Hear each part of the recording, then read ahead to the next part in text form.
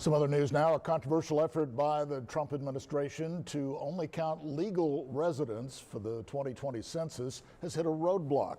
The director of the Census Bureau has indefinitely stopped their plans to gather data on the citizenship status of every U.S. resident.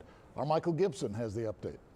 Are you a citizen of the United States of America? Donald Trump told the director of the Census Bureau to use administrative records to try and find out who the people are in the country who are here illegally. That after the Supreme Court had blocked his efforts to put a citizenship question on the 2020 census. But now the director of the Census Bureau has told his employees to stop the research. The Commerce Department, which houses the Census Bureau, says, okay, fine, we're going to go forward. We're going to try and do this. Ultimately, they say, look, this is just impossible.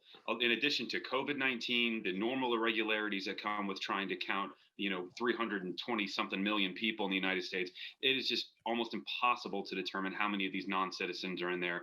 Many people believe President Trump's efforts to remove those in the country illegally from the census count would help Republicans when it came time to handing out congressional seats and those important electoral college votes.